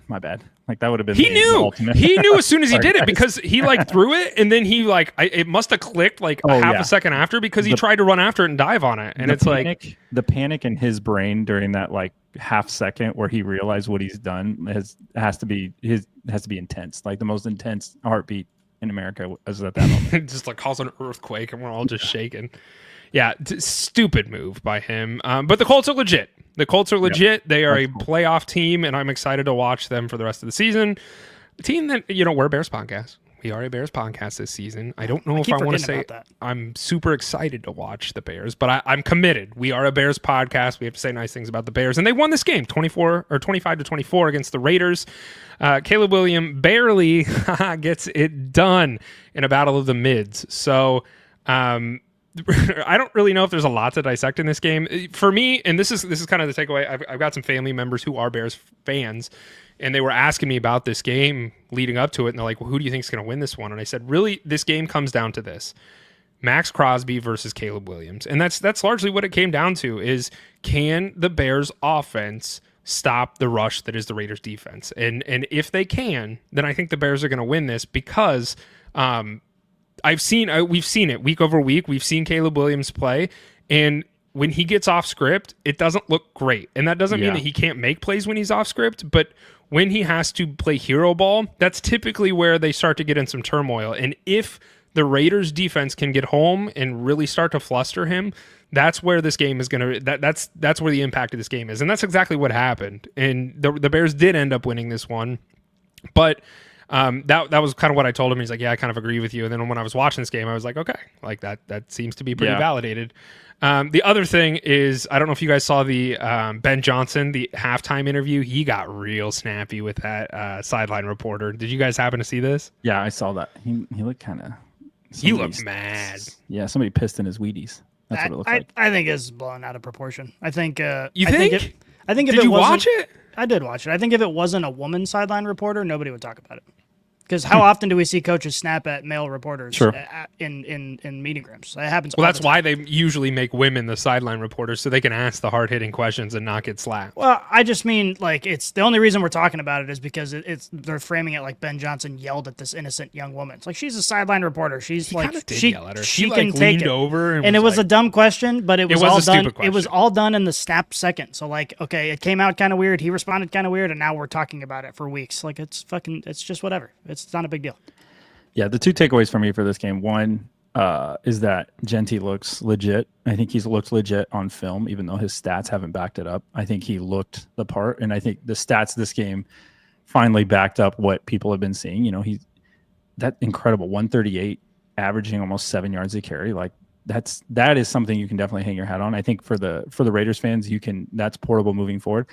The thing you don't want to move forward anymore are these Geno Smith interceptions. 3 interceptions. Freaking Lord. If he can just take care of the football, they win this game pretty handily. He just kept turning it over. It was like, I think he's up to 7 or 8 interceptions already on the year. Like, that's a problem. Like, you got to figure that out, because as much as he can make good throws, like, that is not helping you. And if Genty can keep coming along, like, that's how you want to win these games, especially, you know, with a struggling team or a defense that's looking to find its way. If you can just grind it out on the ground, that's what you want. And Brock Bowers, who, you know, his rookie campaign was generational. Like, all signs indicated towards him being the best tight end to ever play this game. If we're using his rookie season, like, that's where he was at. Been a non-factor this entire season for the Raiders. Yeah. And part of it is probably due to, you know, Chip Kelly and Pete Carroll and the change of guard at the offensive side of the ball, as well as them getting maybe some other weapons probably helps a little bit. But he was injured too for a spell. And he got dinged up. And then, I mean, obviously I just said Geno Smith is turning it over. It's really hard to get receptions if he keeps giving it to the other team. So they need to figure that out. Do you think it's hard to say. It's only week 4, and obviously we can only predict the future. So I don't want to say this trajectory continues, but where do you see this playing out? Like, is there a pretty high probability in your point that they move on from Geno after this year, maybe even during in season if this continues? I don't know. If I were to guess, if I was betting, I would say no. I would say they just kind of let this play out as it should. Because I mean, I don't think bringing in anybody else is going to help right now. We'll see. Well, I think we'll see after maybe because they get the Chiefs here in a few weeks. I will be at that game because I want to see Rashee Rice come back, so I want to see it with my own eyes. So I think when around they play that the game, Raiders. Yeah. Oh, I was gonna go. Well, I got invited to go to that game. My family's going. I said no. Oh, well, you should go. But we'll see. I think they let it right out because I think because if he can tone down the interceptions, he can obviously score points. So I would rather watch all the football games than one football game that I don't really care about. See, this is our differing opinion, even with Red Zone. What do you mean? I think you just lose so much context with Red Zone. Yeah, we had this discussion a few weeks back where my hot take was I'm not a huge fan of watching NFL Red Zone. Yeah, no, I am. But I'll also, like, in an ideal world, I will have Red Zone on, and then I will have 4 other TVs that just display the games as well. So, like, that will happen at some point. I promise. That's what I want. We got to get with Zuckerberg and get him to give us some, like, virtual reality goggles so you can go to the Chiefs game, but also, like, superimpose Red Zone. You could just do that. You should just get those. Well, they have those whatever the pros, the Apple ones. Yeah. Yeah. Look, first off, I ain't spending that money. Number 2, well, you might as well. Yeah, I don't really want to go to the Chiefs game. It sounds if it was a better game, maybe, but I expect the Chiefs to win that game. So fair. Yeah. Divisional. The last thing, we were talking about the Ben Johnson halftime thing. Did you guys see what happened? And I forgot to mention this with Liam Cohen and Robert Salah at the Jags 49ers game.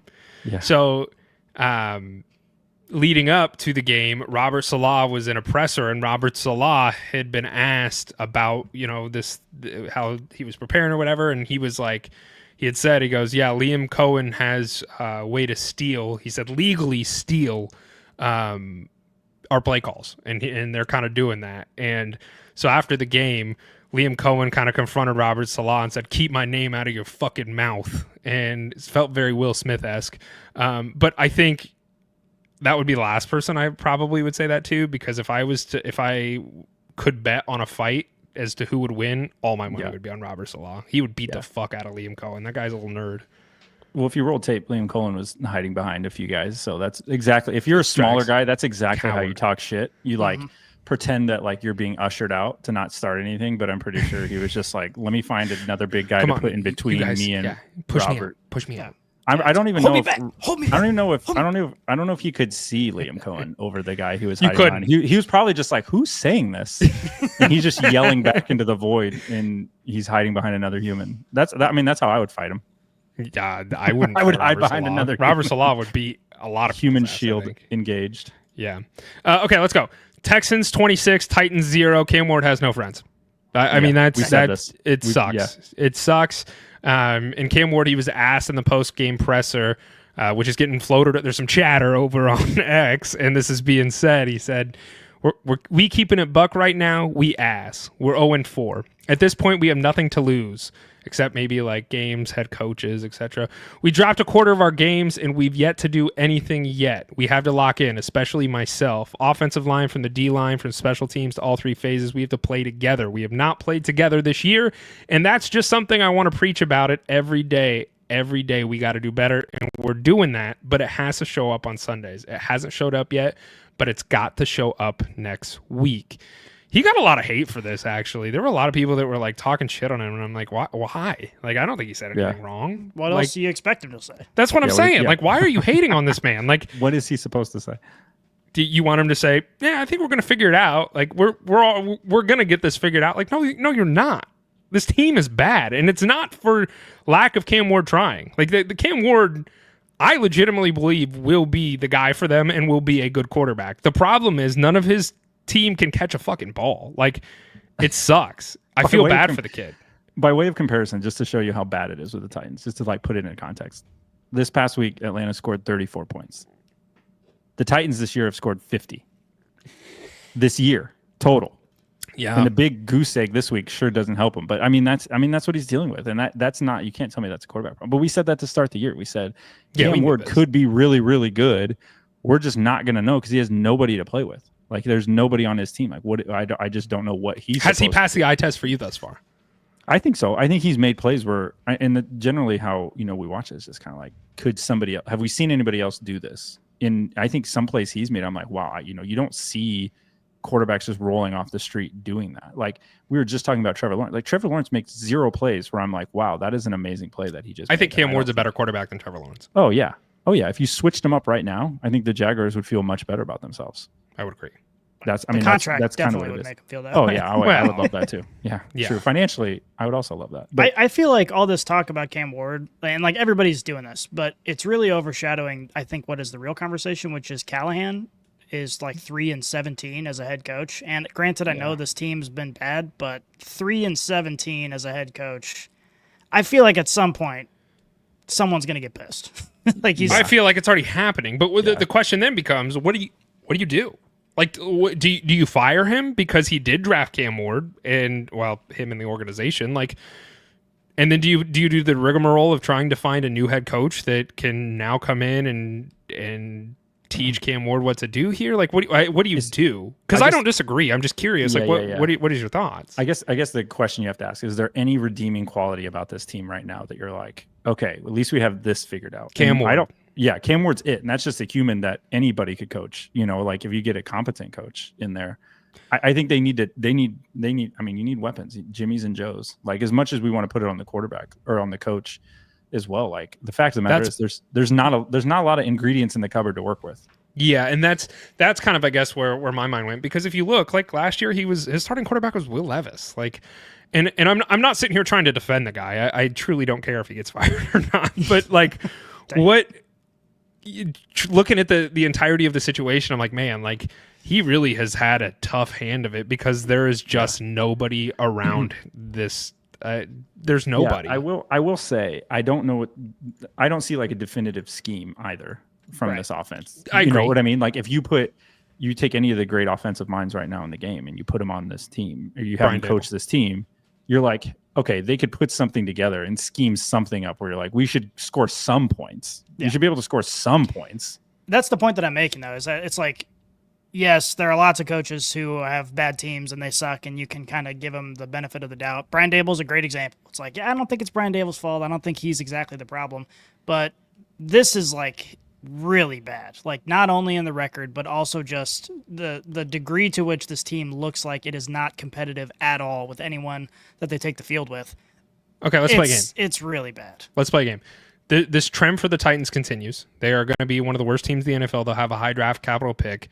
Nice. Do they move on from Callahan? But at the end of this year, does he get fired? If he doesn't already in the middle of the season, do you think they move on from him postseason? Was this his second year? Yes. No. You think they roll with him? Because technically this is his first year with this quarterback. And like, if you see something you like, I think that's what the question the front office has to ask. Do you see something you like? do you want to see how it looks next year? Do we try to draft and get a few more weapons and see if we can't start trending this thing the right way? You don't know. Okay, let's say hypothetically, let's say they do move on. Is there any candidates that come to mind in week 4 of the NFL that are a potential candidate to go move over there? Personally, I think they should hire Matt Nagy. Yeah, I think anybody should. Yeah, if you want to tank a season, go take Matt Nagy. The fact that he's your offensive coordinator is mind blowing. That guy's a fucking idiot. I hate Matt Nagy so much. The funny thing is Andy Reid covers for him every time. Oh, 100%. It's like, how does he have a job? When they were sucking, Andy Reid's like, "Oh, that's on me. I need to get better at calling plays." And then this week, as soon as they put up 37 points or whatever, he's like, "Oh, Matt Nagy just." You think he's got dirt on him? You think Nagy has dirt on Reid? Well, they're just buddies. That's how all this coaching shit works, anyways. You just hire your buddies, you insulate yourself with yes men and guys you like that's how everybody works. Like you generally don't hire somebody off some shit on Reid. He could, but I doubt it. I mean, I think he's like got some dick pics of him. Andy Reid is an angel. Yeah, I don't think you could have. That's why he snuck dick pics of him. He didn't like. I don't think you could have anything on a guy like Andy Reid that people probably wouldn't have already guessed. Like even if he was nude with like 50 Big Macs on a bed. Nobody would be like, "Oh shit, that happened." No, they just okay. I assumed that happened. So yeah.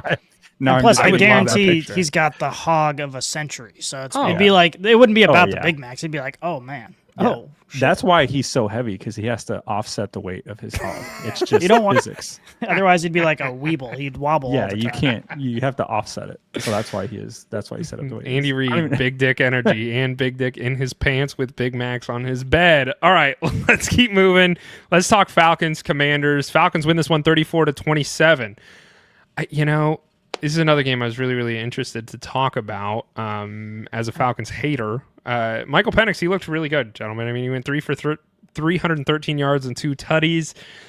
My problem is this. I still don't know what to make of this Falcons team. I really don't. Obviously, the story here is Jaden Daniels was not playing in this game. And the Falcons, they put up a goose egg against the Panthers last week, which was incredibly problematic. And then they come out against a Commanders team that is slated to be a pretty good team and actually win the dang thing. I'm confused. I don't know how I feel. I don't like Raheem Morris, and I will vehemently state that I do not like that man. But I don't know. I genuinely, it feels like this is a team, and it is any given Sunday for any of these teams, but like the Falcons legitimately seem like a coin flip every single week. They're going to lose games that they should win, and they're winning games that they shouldn't. I just don't know what to do with the Falcons. Yeah, I think this is also a part of it. If you look at the other side of, if you look across the field and you're like, okay, we're playing Mariota. You know what I mean? Like there's some part of you that gets a little more confidence than like we're playing anybody else. I will say though that I feel like last week is just going to look more and more like a fluke. Every NFL team has these every year, from the best teams to the worst teams. You just have these weird games where you're like, why did this happen this week? And just like you said, it's any given Sunday. Everybody has those. And so I think last week could be that for the Falcons. Like, I don't think any of these statistics that came out of this game are fluky. Like they ran a lot of plays. They had a lot of yards. They yards per play were high. Like Kyle Pitts got what, 2 touchdowns? I think? No, one touchdown, 70 yards. Penix looks super efficient. Like I think it's just going to look, it's just going to be an outlier. You have a young team that's gelling. You're going to have some of these hiccups too. So I wouldn't read too much into it either way. I think the truth is somewhere in the middle. Are they a 34 points per game, 450 yards of offense every week? Probably not. Are they a goose egg every week? Probably not. So I think they'll find consistency in there, but I think it's encouraging that it can happen. As soon as you see something happen, you're like, oh shit, we can actually do that. And so I think that is part that you can take moving forward. As I said last week, the goose egg game is definitely an outlier, and I don't expect this team to be win the Super Bowl, but that game is definitely not going to be the way that it goes. This is the game that everyone who, like every Falcons fan, when they close their eyes in the preseason, this is what they pictured the offense looking like. Every one of these weapons, Bijan went off, Drake London went off, Kyle Pitts went off, Penix had a great game, was accurate, was making plays. Like this is exactly what you wanted this offense to look like. It's just a question of how can they emulate this. And I do think the Commanders' defense is a little bit rough. I think they're old. I think they've been rough so far this season, and they're going to continue to be rough. I don't think Mariota being in the game necessarily necessarily lost the Commanders the game. I know that I think it was on third down, he really struggled. But does Jaden win them the game, I guess is the question. I mean, obviously, you can't take too much away from the game without Jaden Daniels. I mean, there's no doubt about that. But I do think that the biggest story here is the Falcons' offense versus the Commanders' defense. I don't think Jaden Daniels was the biggest story of this game. And the Falcons, if they can come out and put an offensive performance like that together on a regular basis, this is a good team. And this is the team that people thought they could be. But it's just you have to get consistency before anyone can have a lot of faith. I'm glad you used that word consistency because that's what came to mind for me is can it be consistent? And that's only time will tell. But that's really what I am interested to see as these weeks progress for this Falcons team is do you find a semblance of consistency there? Because now we've seen the ebb and flow. We've seen the ebb of the goose egg against the Panthers, and now they've put up 34 points against the Commanders. And it's like, if you can keep that consistency, I'll apologize. I will say sorry, Raheem Morris, but I want to see that consistency first. And so that's why I'm, kind of like I hit the what the fuck is this button last week. I'm hitting it for the opposite reason this week. And then at some point, let's just stabilize and maybe this Falcons team could be better than either of these performances. But I they won the game and we're not going to apologize for the wins. So last game this week, gentlemen, Packers Cowboys ended in an overtime tie. This game was freaking disgusting. At the very end, everybody decided they're going to do some crazy shit. I think for, going into this game, my outlook at it was this. If the Cowboys lose this game, Jerry Jones will go to his grave with Micah Parsons' name on his coffin. Like that's just, he's never going to be able to live that down. He had to win this game or tie the game to make it seem like, yeah, we knew what we were doing. It was okay to do this trade. So I think Jerry Jones certainly slept easy last night, regardless of them, not getting the win. A tie is still probably better in his mind than a loss. So I was surprised by this, frustrated by this because, and I'll let you guys kind of take over the tie tangent, but there should never be a tie. So I'll turn the tides to you, gentlemen.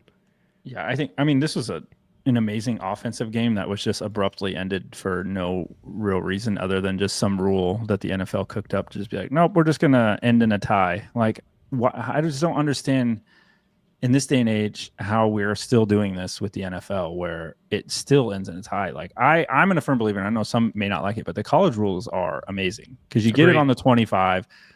Let's just hash this thing out. Can you score? How many times can you score? Just get it out of the way versus this like time-bound where Jordan Love almost messed it all up because he wasn't paying attention to the clock and almost gave the game to the Cowboys anyways. Like it just seems really asinine at this point, especially the way this game was trending. There was so much offense.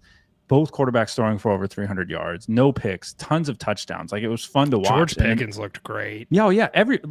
Dobbs looked amazing. Like everybody was looking really, really good. And I'm kind of tired of hearing about Micah Parsons, if I can be completely honest. Like I'm over it. I get it. I get the trade happened, but that's literally all they were talking about. I mean, that was the narrative of this game. We had to talk about it. That's I get it. I think it's overblown now at this point. I think just let the teams move on. But I know like the NFL craves storylines. But for me, it was just like there was too much offensive output for it to just be like, all right, well, that's it.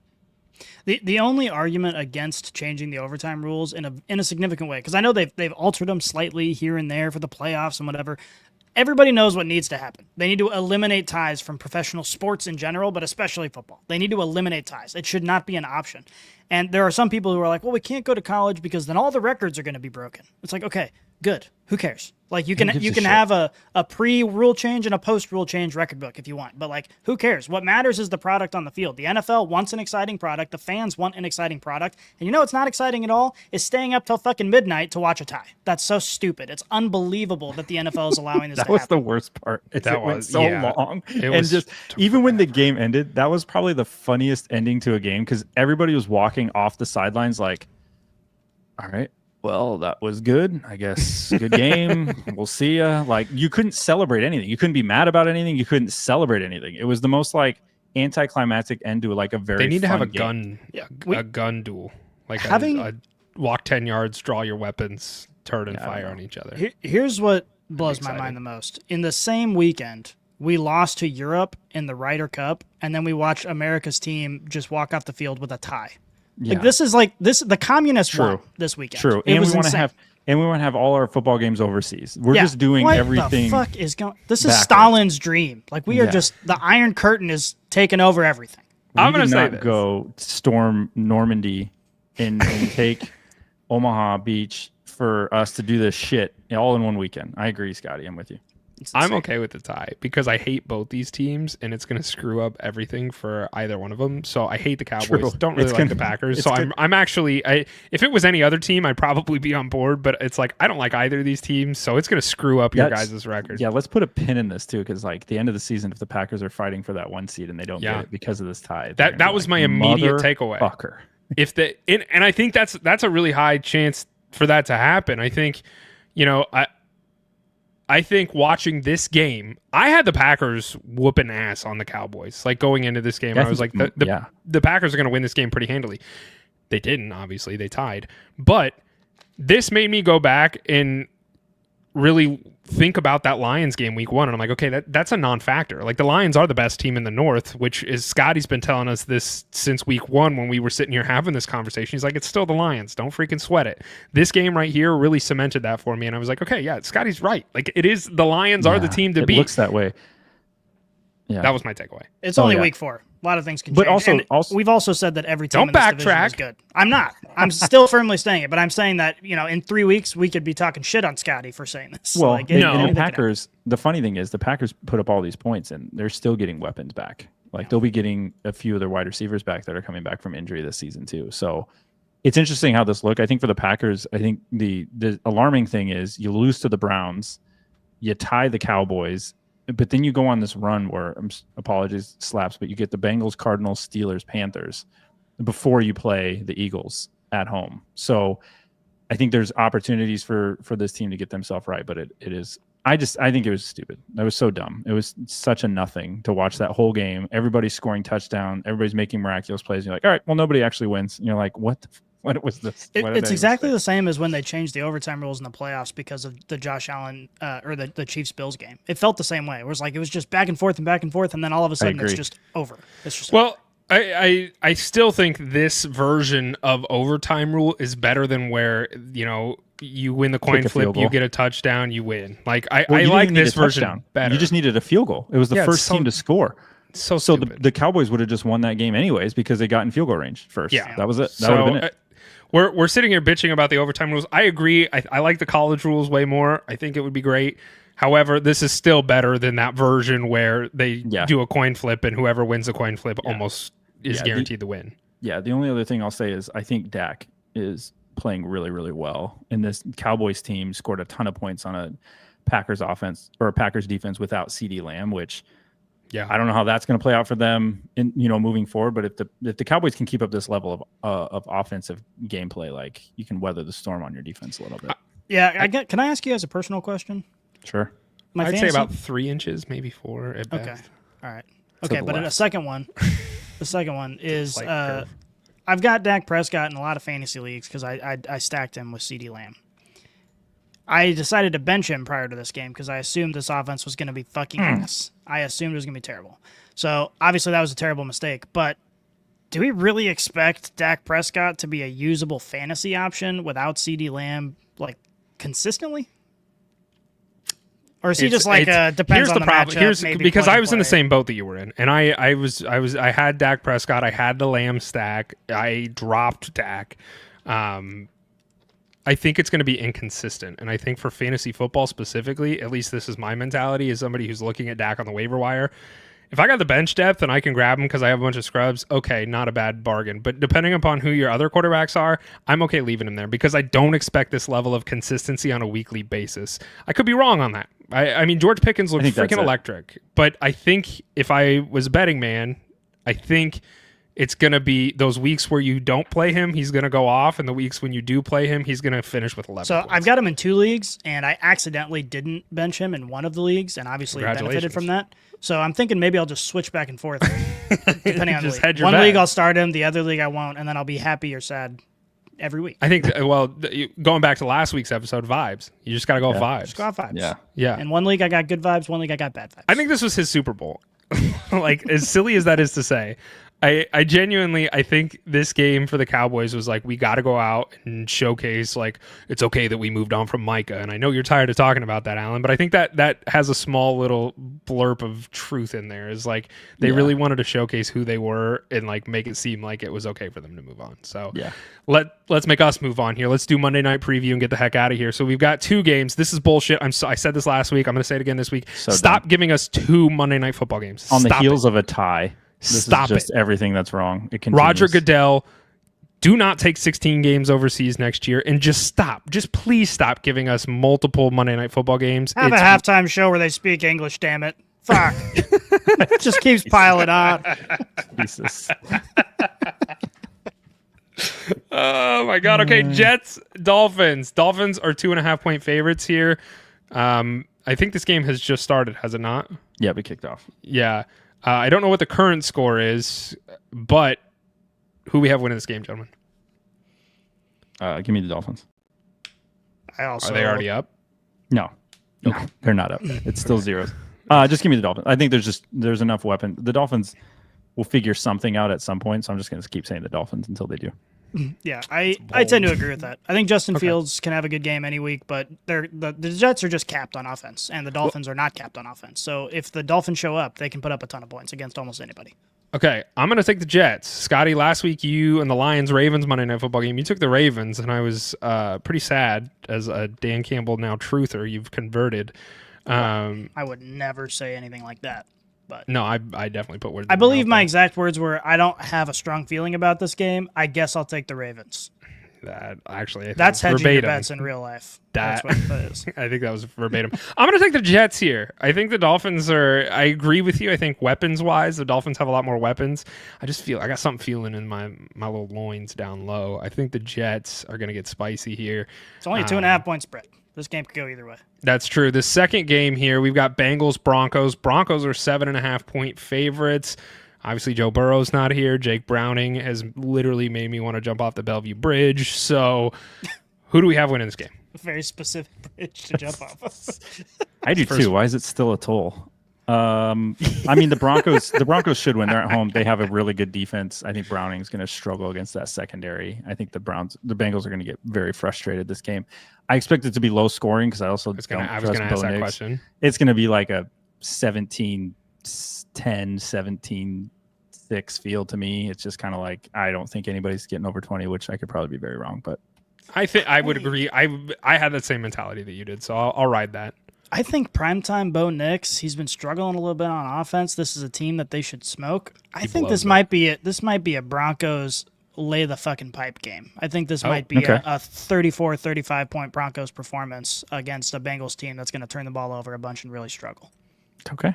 I'm excited for this one, oddly, as like a fiend for football. Yeah, well, it's like a primetime Monday Night Football game, and you gave us like 2 of the shittiest games. Like, this is just terrible. So that's how it goes. It's football. Don't complain about football.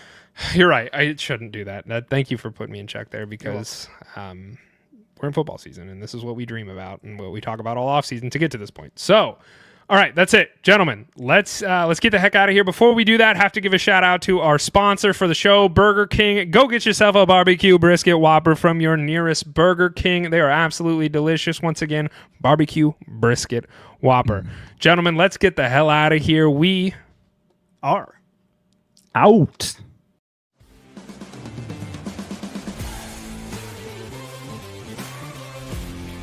If you enjoyed this episode, make sure you tune into our new releases every week on your favorite podcast app. Follow us on Twitter, Instagram, and Facebook, and check out leatherbrains.com for all of your fantasy football needs.